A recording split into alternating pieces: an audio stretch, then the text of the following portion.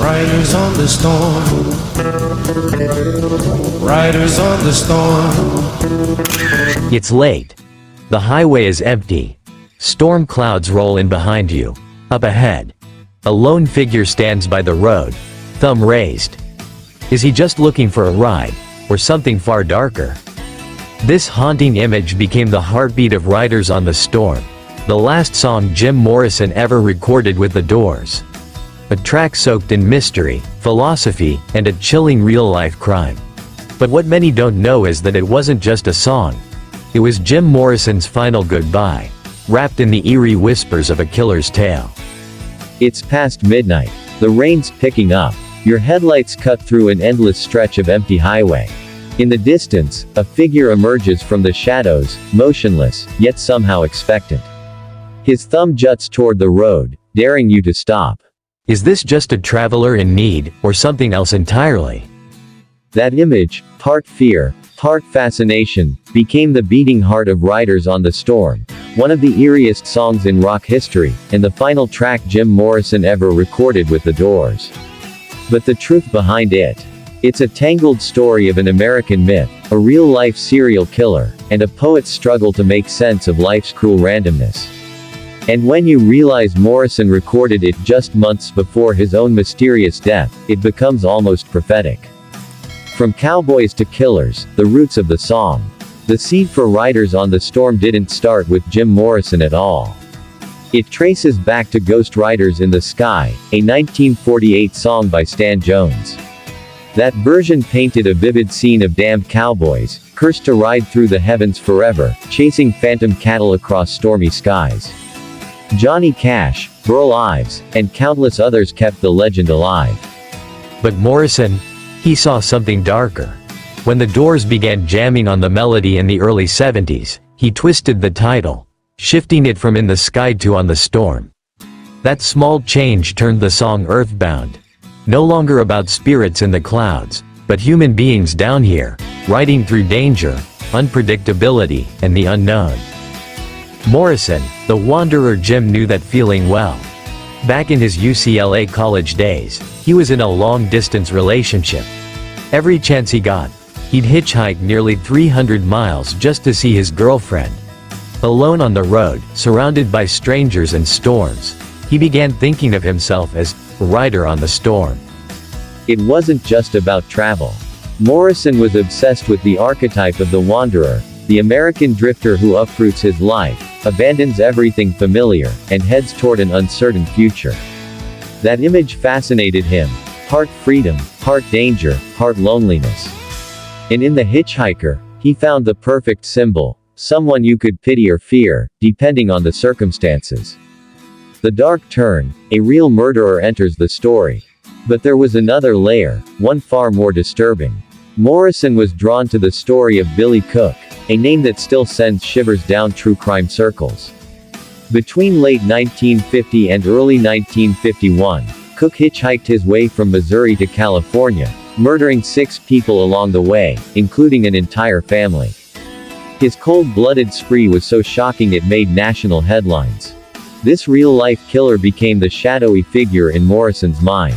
In Riders on the Storm, the hitchhiker isn't just mysterious, he's deadly. And Morrison plays with that unease. Could the man you pick up be harmless? Or could he end your life before the rain stops falling? Highway. Cinema meets song. In fact, Morrison was so obsessed with the idea that he made a short film in 1969 called Highway, an American pastoral. In it, he played, you guessed it, a hitchhiker. At first, the character is thoughtful, philosophical, almost gentle. But as the story unfolds, the truth emerges, he's a killer.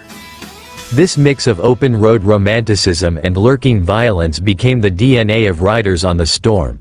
When you hear the song today, you're not just hearing music. You're watching a mental movie Morrison had been directing for years. The sound of unease musically, the song is deceptively smooth. John Deansmore's drumming is steady, almost jazzy. The bass line could fit in a lounge track. But Ray Manzarek's keys, they drip like rain, literally imitating the sound of a storm. Robbie Krieger's guitar slithers in the background, adding to the tension. Then there's the most unsettling production trick. Morrison recorded 2 vocal takes, one sung, one whispered, and layered them together. That ghostly echo in your ear? It's Morrison's own whisper, following you like an unwanted passenger. It's the kind of subtle detail that makes you feel something's wrong, even if you can't explain why. Philosopher at heart, but Riders on the Storm isn't just about killers and bad weather. Morrison was deeply influenced by philosophy. At UCLA, he studied writers like Camus, Sartre, and Nietzsche, and absorbed the ideas of German philosopher Martin Heidegger. One of those ideas, thrownness, became a quiet but powerful force in the song. Thrownness is the idea that we're all born into this world without choice, tossed into existence, forced to find meaning in a reality we never asked for. In the chorus, Morrison is that rider, navigating the storm of life, unsure why he's here, but unable to turn back. A desperate plea. The second verse changes tone. It's not just about the hitchhiker anymore, it's personal.